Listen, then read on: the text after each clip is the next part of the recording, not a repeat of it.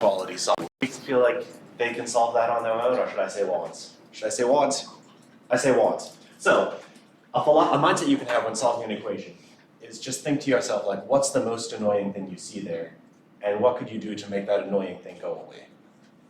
And when you look at that equation, what's the most complicated ingredient there? The denominator. Yeah, the denominator. The fact that there is a denominator is annoying. How could you get rid of this denominator? Multiplied by x minus 1 over x minus 1. Yeah. So let's multiply both sides by x minus 1. So it'll give me x minus 1 multiplied by x plus 1 over x minus 1 equals x minus 1 multiplied by 2. And that might be like a step that you might skip in what you do. And the whole reason to do that is, all right, those will cancel. If you multiply by a thing and then you divide by that same thing, they undo each other. So that gives me x plus 1 equals, let's do some distribution, 2x minus 2. That agree? How many people probably would have done that in like just one step instead of two? It'd be fine if you did, right? Because you just moved a thing to the other side. All right.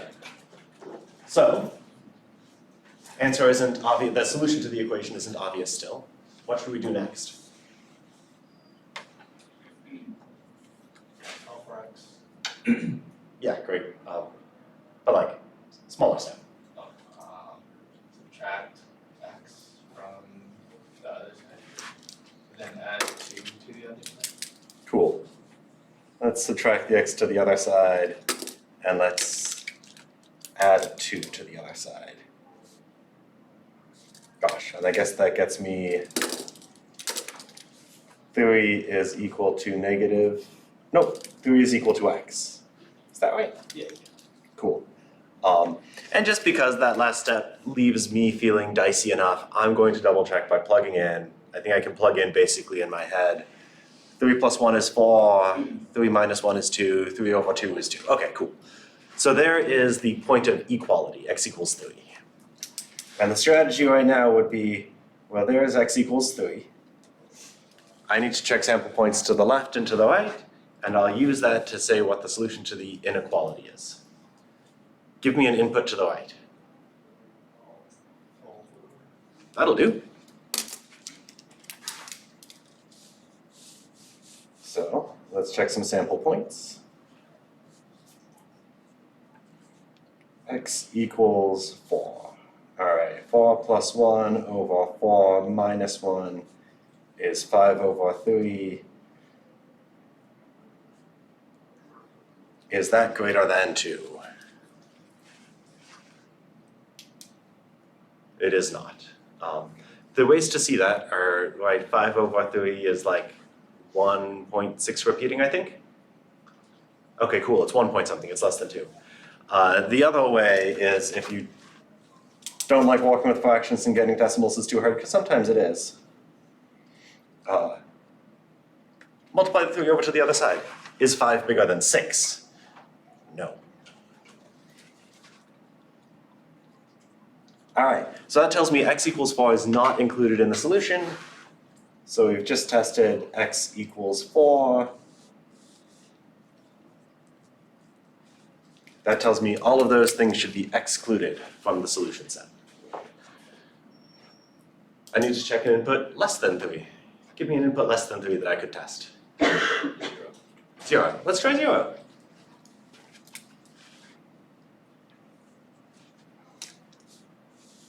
Zero is nice, it's easy to plug in. 0 plus 1 over 0 minus 1. I want to know, is that bigger than 2? So that'll give me negative 1. Is that bigger than 2? No. So that seems to me to say that x equals 0. All of these should also be excluded.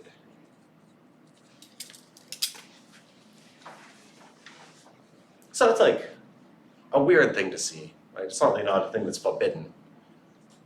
So based on this, what does it look like the solution to this strict inequality is? Well, except x equals 3 gives you equality. So it can't be included because I want strict inequality. If I wanted bigger than or equal to, then it'd be only 3. I think it's nothing.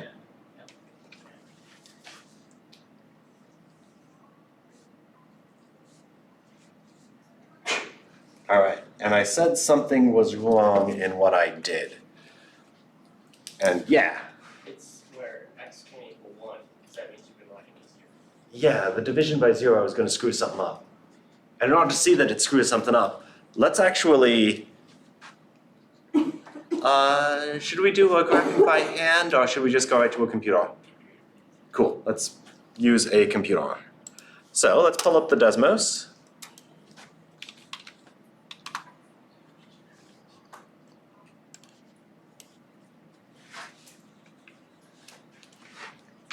X plus 1 divided by x minus 1. And I'm also going to include y equals 2. Let's make it dashed. And I want to know when the y values are bigger than 2. Maybe that's too dark. I'm going to reduce the opacity. There. So let's try to look at that. By looking at this graph, are there any places where the y values on the graph are bigger than 2? Yeah, because you see that it's in the green region. So I'm going to copy that down here. So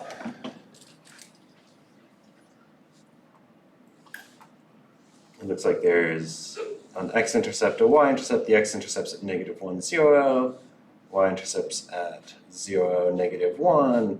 There's a vertical asymptote here at x equals 1.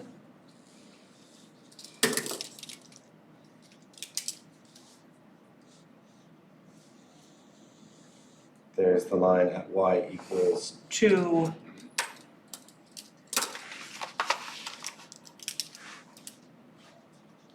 I am interested in when the y values are strictly bigger than 2.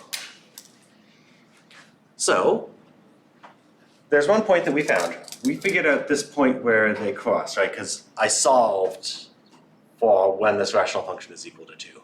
What x value did I get? 3. Cool. So there's the point 3, 2. And this is trying to highlight what points on this graph give us solutions. I think it's like these ones.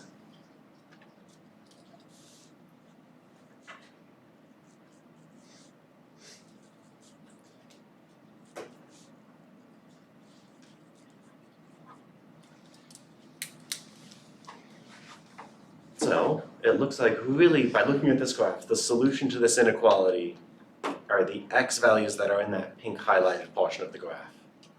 And what interval does that look like? 1 to 3. 1 to 3. So by looking at this graph, it looks like it is the interval solution seems to be from 1 to 3.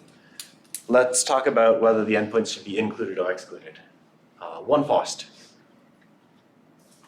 Should one be included or excluded?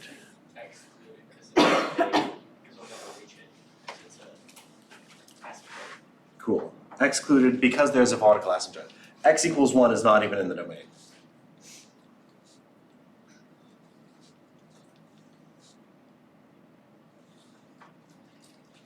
If you want to plug x equals 1 into this, you divide by 0. Since you divide by 0, well, 1 over 0 is not bigger than 2. 1 over 0 just isn't. What about 3? Should 3 be included or excluded?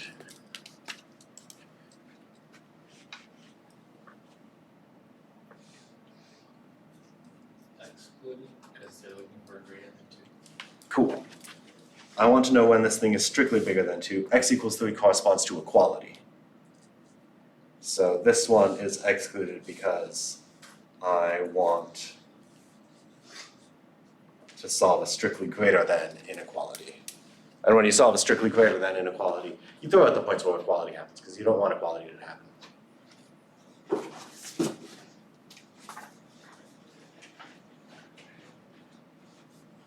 Cool. So, there's the actual solution. The algebra told us something that was wrong. And you even said like what the issue is. Particle asymptotes can screw us in. So, that also tells us how to fix the thing. If you want to solve an inequality involving rational functions, I'm going to flip to the next page. I'll even I know the actual steps are farther down, but I'm going to start by going through this. Whenever you want to solve an inequality involving rational functions, step 1, do the thing you already did. Find the solutions to equality. And that's labeled as step 1A because there's another flavor of endpoint. Find the particle asymptotes. Step 1B, find the particle asymptotes. And let's just remind ourselves how you do that. What is that equal to 0 to get particle asymptotes? Denominator. There are other ways to get particle asymptotes too, but if you have a rational function, those are the things we'll worry about. Eventually we'll talk about trig functions, including tangent, which isn't strictly speaking a rational function. But you still do something similar to find particle asymptotes. Step 2, do the thing that you already know what to do. Check some sample points between and beyond those endpoints. Decide which intervals should solve the inequality. And then be careful with endpoints with the special note, if you're at the location of a particle asymptote, are you allowed to use that ever? If you want to solve an inequality and you have a particle asymptote, will that give you a solution to an inequality? No, because that input won't even be in the domain. So, particle asymptotes will always be excluded, regardless of what type of inequality you're solving. Step 3, write down the solution in interval notation. That bit's not a surprise. So the only new bits are find particle asymptotes and be careful with your particle asymptotes. With that being said, you know what, I know it was strict inequality on the previous side, now it's bigger than or equal to. I think I want to do bigger than or equal to because we'll see something interesting in the answer. So let's try to solve that inequality. And I'm going to follow those steps that are at the bottom of the page, which aren't on the screen now, but you have them in front of you. Cool, so I want to solve x plus 1 over x minus 1 strictly bigger than 2. Step 1, solve x plus 1 over x minus 1 equals 2. I don't want to repeat walk. Did we already solve that? Yeah. What was the solution? X equals 3. X equals 3. My memory is absolutely terrible. I'd have to flip to the previous page to remember that.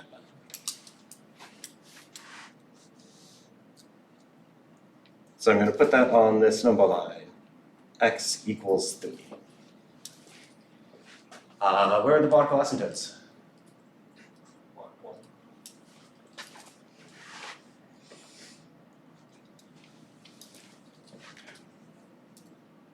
Is that a thing I should put effort into finding? Should I describe the how? Okay, cool. So maybe I'll even label that. That's a solution to equality. X equals 1, that's a particle asymptote. And let's play the sample point game. So let's start by even just checking the sample points we've already checked. What sample points were there?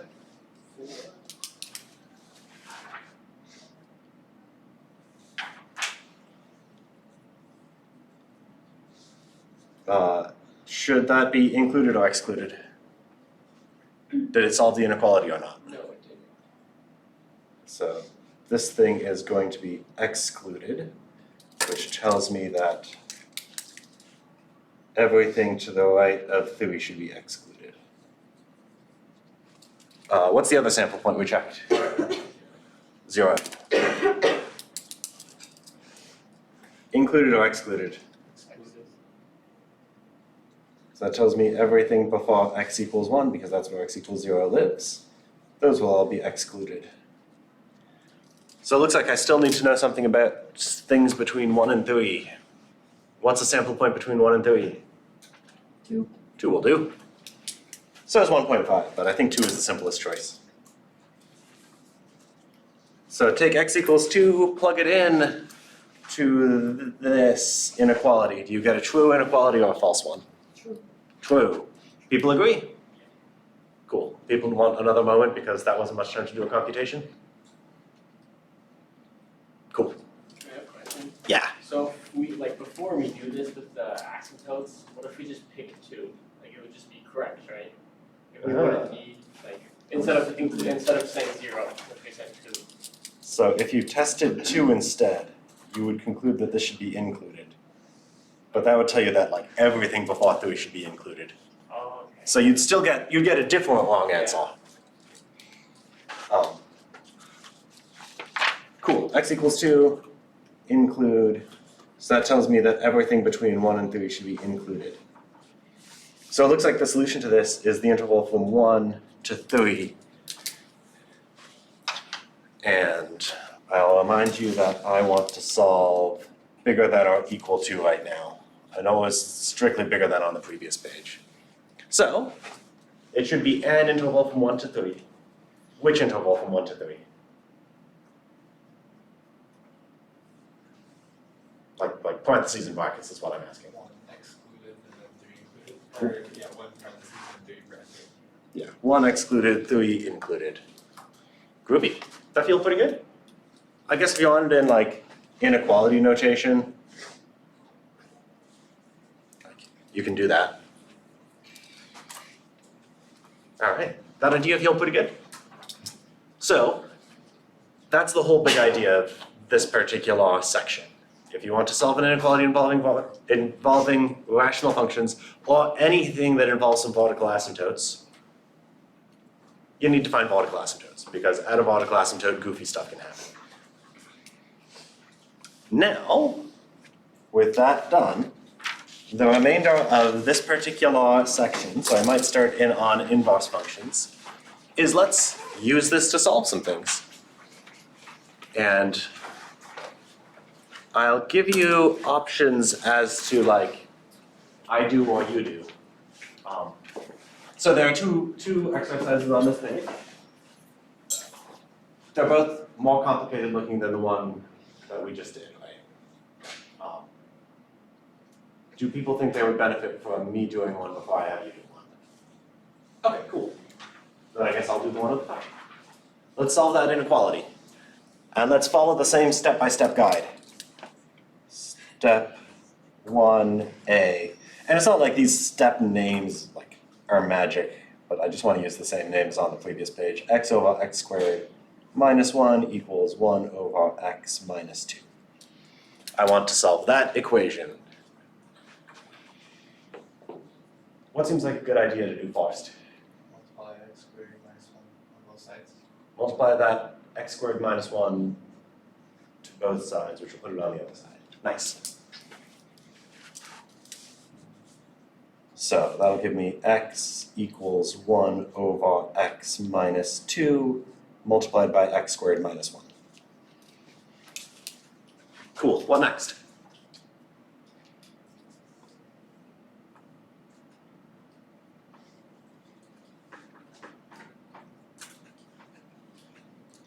Multiply both sides by x minus 2.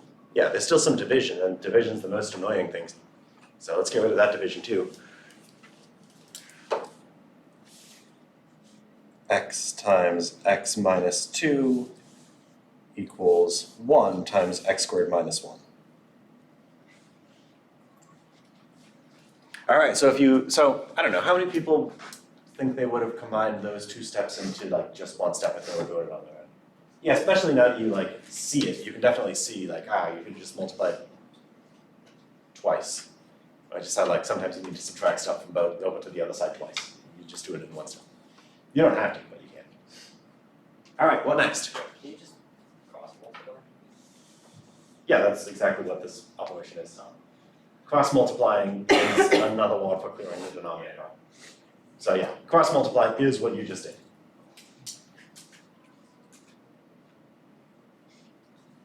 And the equation definitely looks like less bad now, right?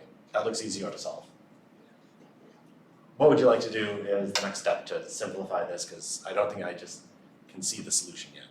Yeah, Do you distribute or do you find x from there? I think distributing out this side seems like a good idea. Right, it's on the, those parentheses are annoying, right?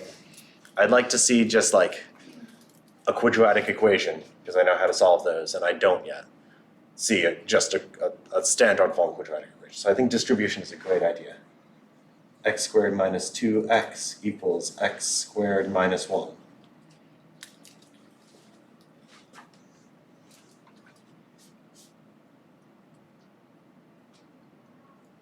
What next? Minus x squared.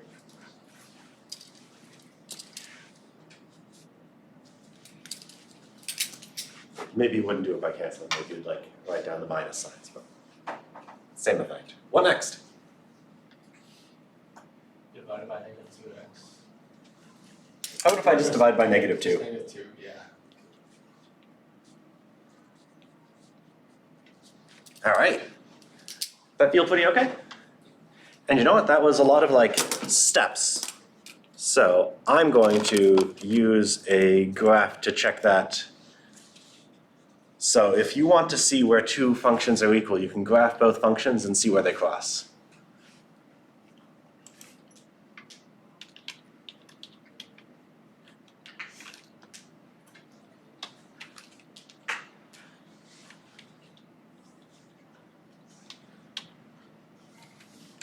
All right, so it looks like there's one point where they cross. The x value is a half. That's what we got.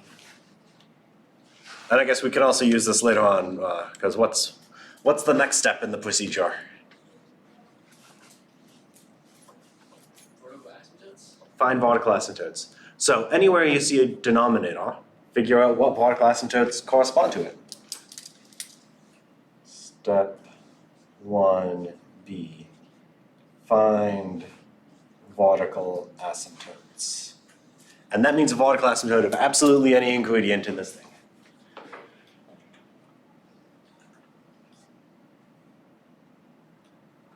And I don't know, should I do it or should I just wait till you tell me? Should I do the finding?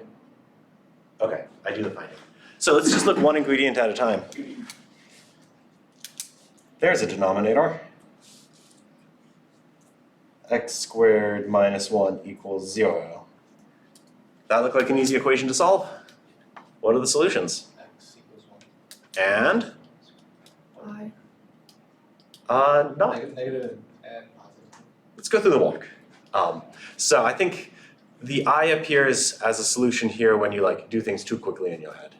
So let's go through the steps. So I don't know, in looking at this, would people want to use the quadratic formula or not? How many people would be tempted by the quadratic formula here? Okay, that's good, because the quadratic formula is harder than you need. Let's just add 1 to the other side. X squared equals 1.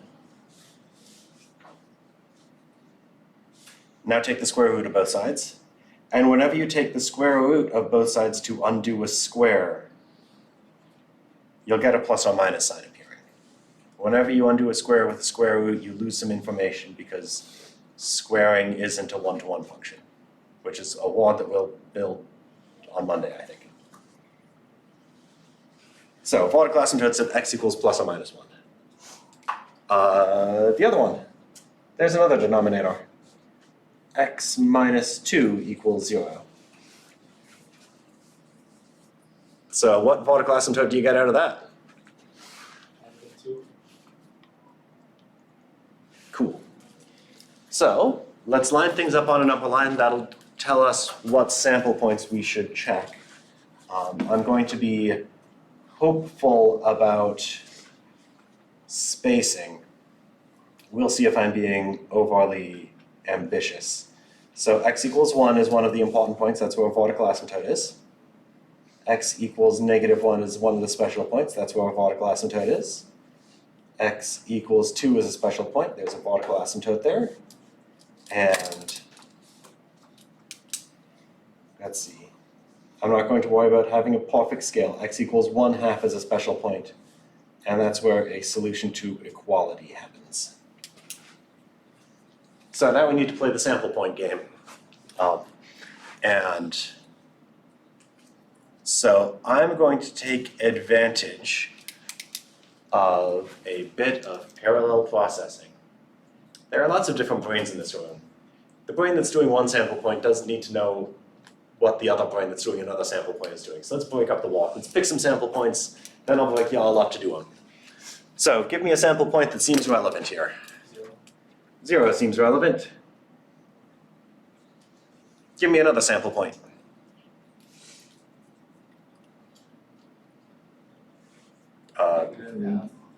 Negative 1/2 seems relevant. I heard a 3. 3 seems relevant. Well, there are 2 more regions that don't have any sample points in them yet, right? Instead of negative 1.5, can you do negative 2 instead? How about in addition to? Oh, okay, alright. Well, we need something between negative 1 and 0, so I don't think we can do much easier than negative 1/2. And then how about like 1.5 or 3/2?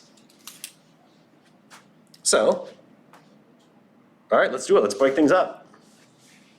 And I think 0 is easy to plug in, so I'm going to have some people double up with the 0. So how about x equals 0 and x equals negative 2?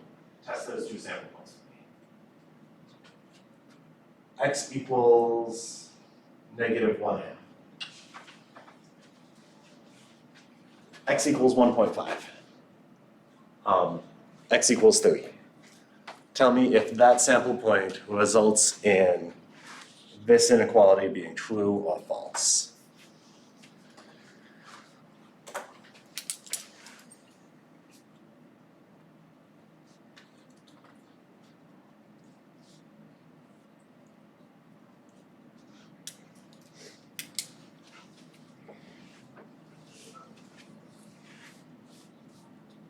I guess if you got a calculator on you, now's a great time to use it.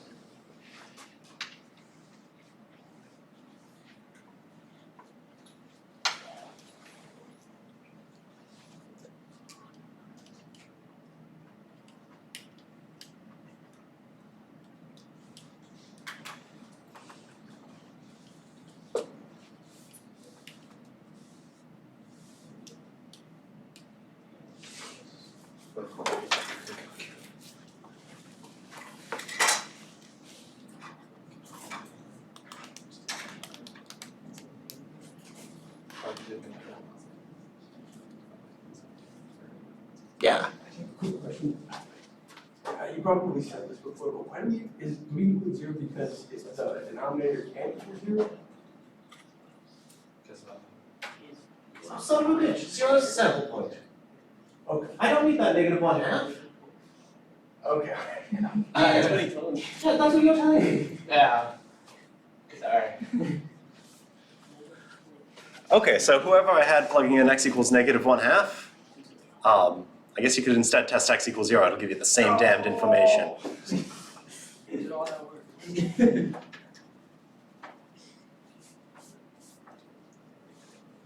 Yeah, sorry, that's bad form, Chris. I even had the color coding.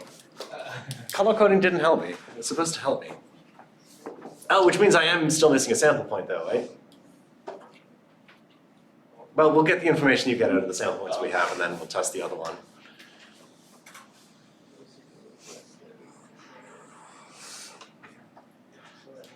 I know you don't. So as people get a computation done, tell me what sample point should be included or not included. Let's hear it. 3 is included. 3 is included. Does that agree with someone else? Awesome. Everything to the right of x equals 2 then is in the solution. So it looks like I'll see an interval from 2 to infinity. I have 1.5. 1.5 is not included. Do I hear a second? Awesome. So 1.5 told me what happens between x equals 1 and x equals 2. So everything between 1 and 2 is excluded. So I guess it's 0 and negative 2 are the last on the list. Or negative 1/2. You've already got it.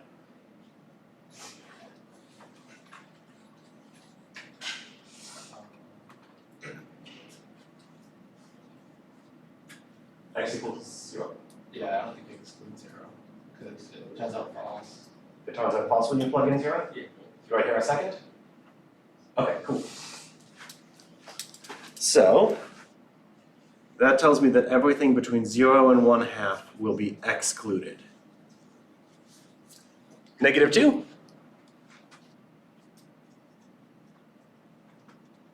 It's undefined. Undefined? Doesn't the, oh wait, never mind, I can get it wrong. Yeah, right, so it's minus 2 already, so when you plug in negative 2, this hand side will be negative 1 over negative 4. So, maybe I'll do at least one of them. X equals negative 2. I'll see negative 2 over negative 2 squared minus 1 less than or equal to, question mark, because I would like to know if it's true, 1 over negative 2 minus 2. All right, negative 2 over, that's being squared, so that negative doesn't matter. 4 minus 1, 3, less than or equal to, question mark, 1 over negative 4.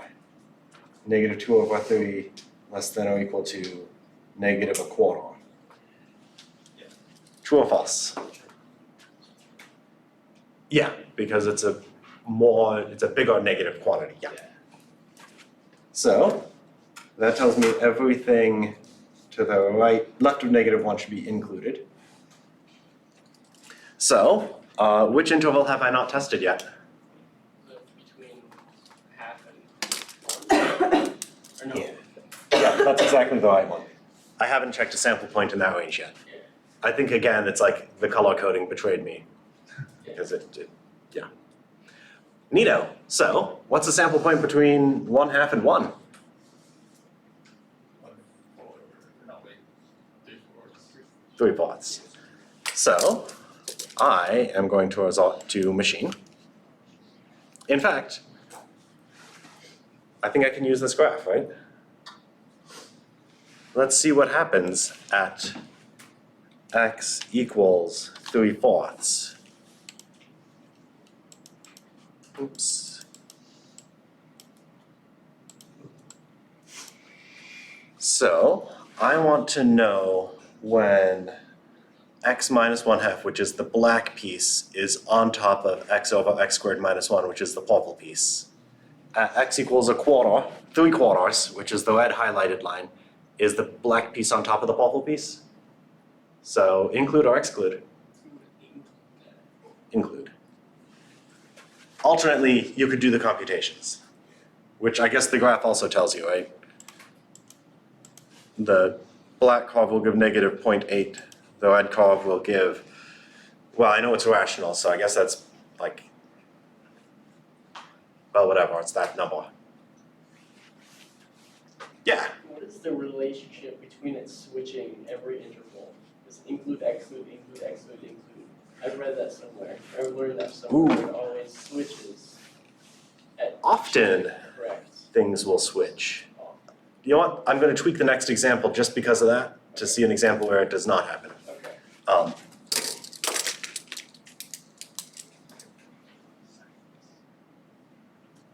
So basically the issue is like, if you want to move everything to the one side instead solving a less than or equal to 0 kind of thing, then all of the roots of that equation would be like multiplicity 1.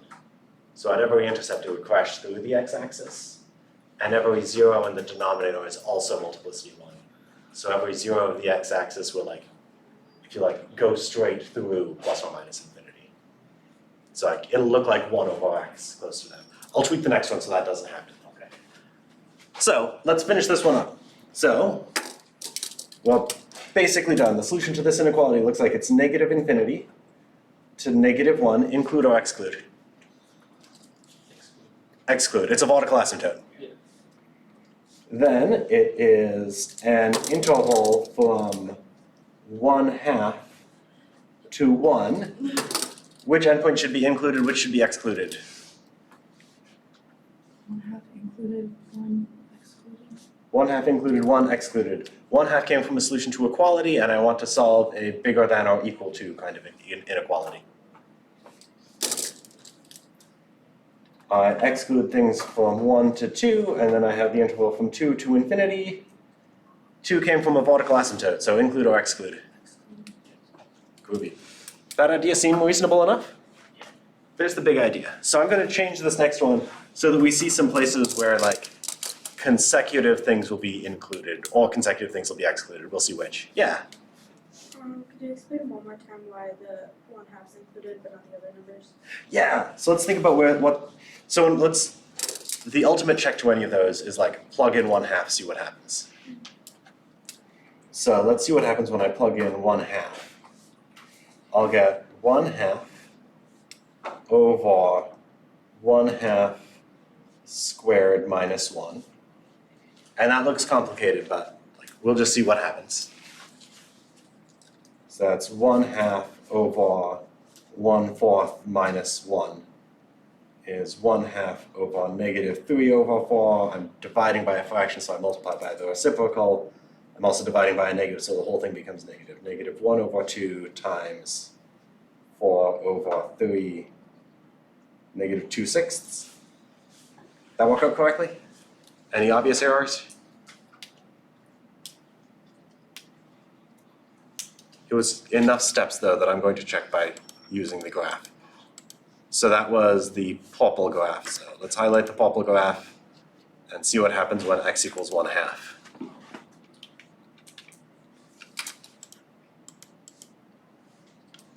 That look like it's -2/6, also known as -1/3, -2/3. Right, a 2 from the 4 and that 2 will cancel? Okay.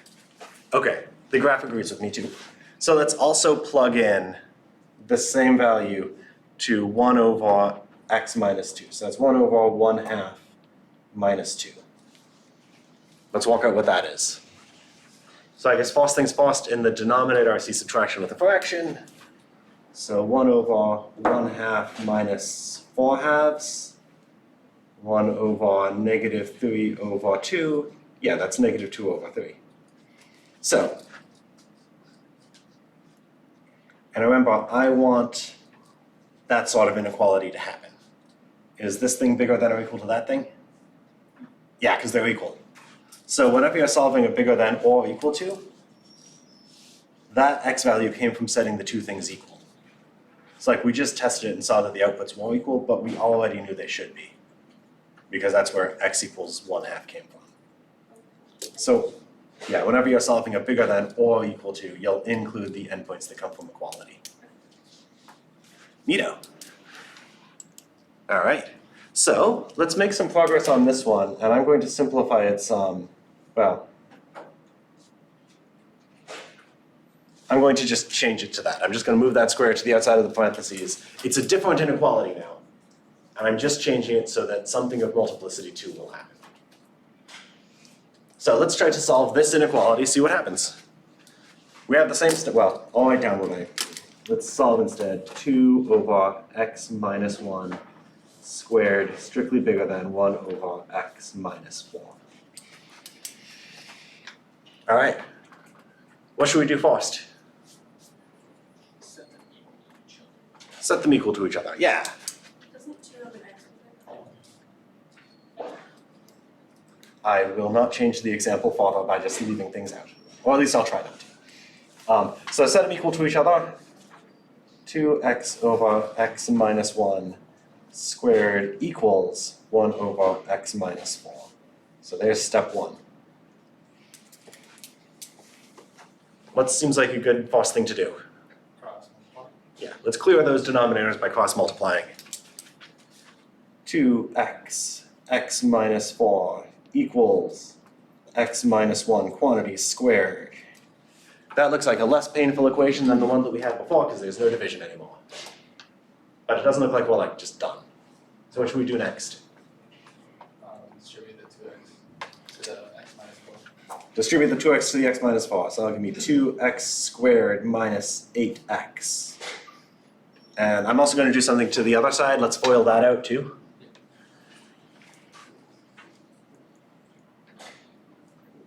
Doesn't have to be done all in the same step, but it can be. People feeling okay so far?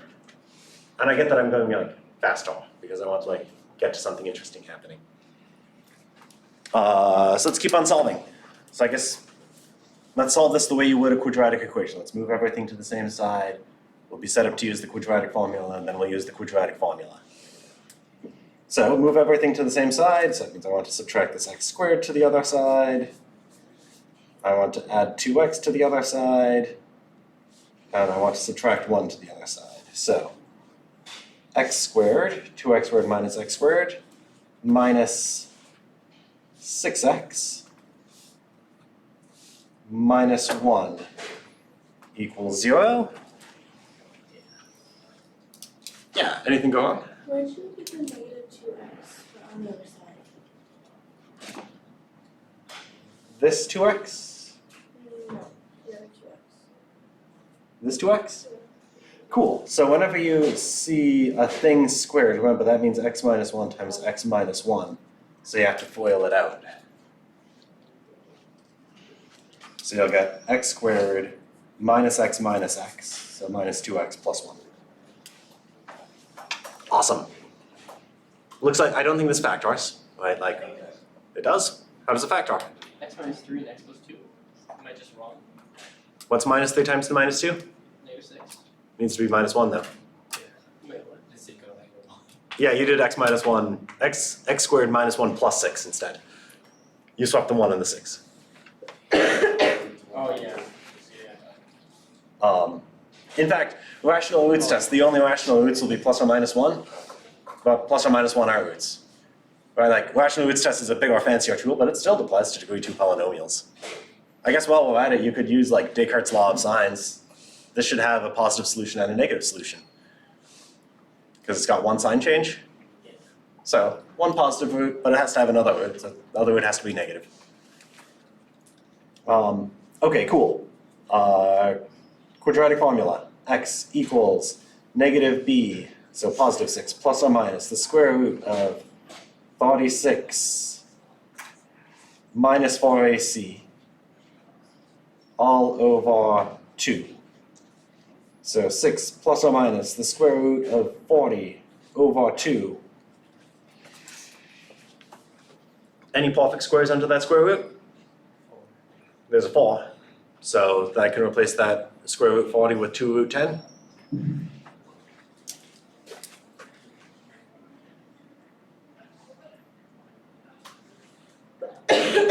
All right, so there's step 1A done. 1B, let's find the vertical asymptotes.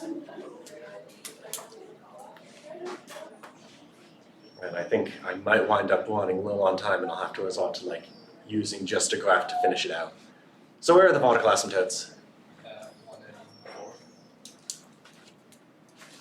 4. Or x equals 1 and 4. Yeah, x equals 1 coming from that piece. X equals 4 coming from that piece. Feeling good? All right, so let's try to put these on a number line, and we won't check the sample points directly, we'll pull up a graph, I think.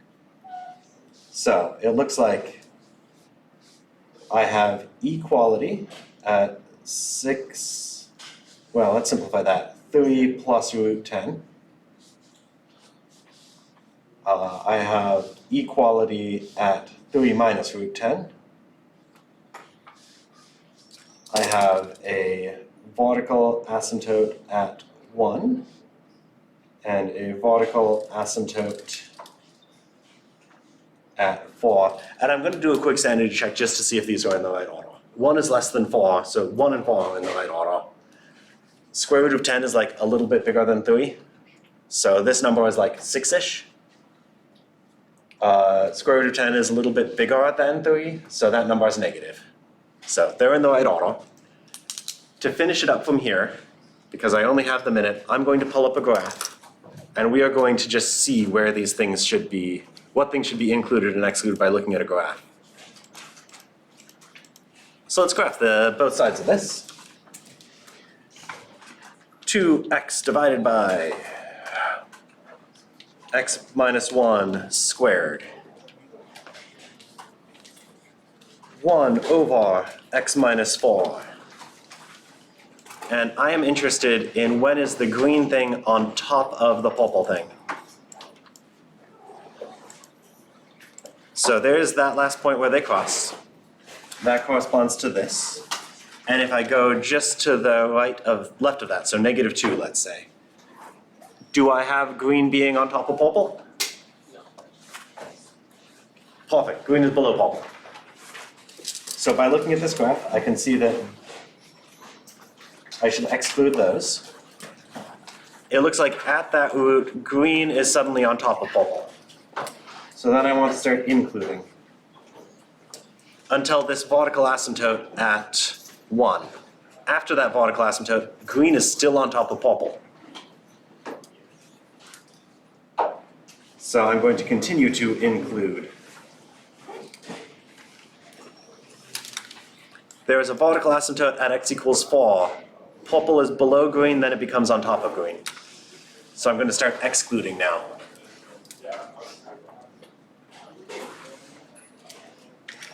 Then there's this point where they cross, which is that square rooty looking point. After the point where they cross is green on top of purple. Yeah, which is what I want. Because the green one is the one that I want to be on top. So then it goes back to including.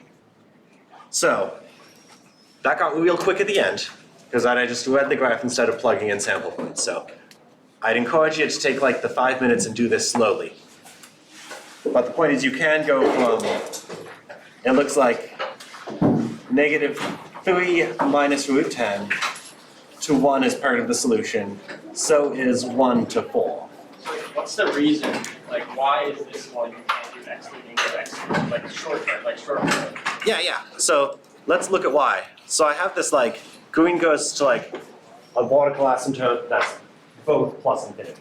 Yeah. So green's behavior isn't changing. And the reason green's behavior isn't changing is because of that square. Because of this square. So there's like, if you like, it's because there's a root of multiplicity too. In the base, is that why, or is it just because?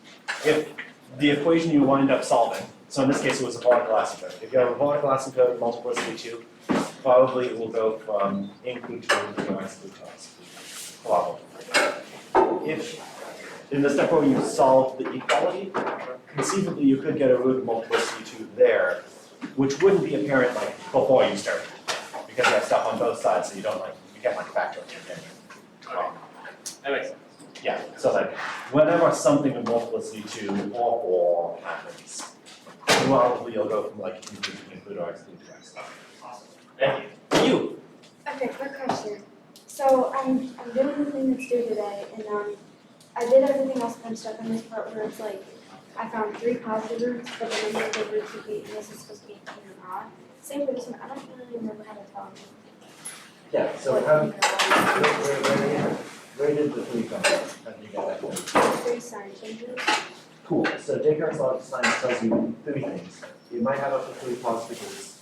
3 is odd. So the Oh, number so of it's positives. literally just the number, like whether it's, oh, okay. Because Descartes' law of science says it could be 3 or 3 minus an even number. Okay, 3 minus an even number will be odd. got you, okay. So then, I just copied down the sentences that you said I needed. Do you need another page with all the work too?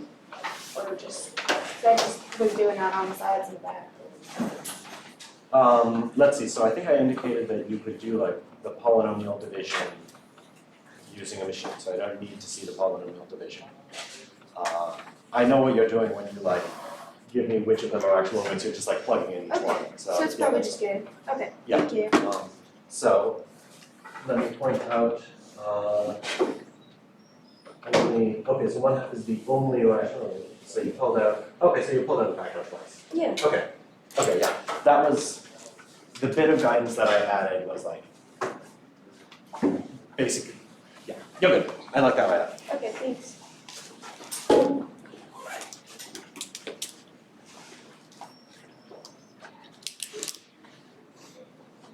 Okie dokie.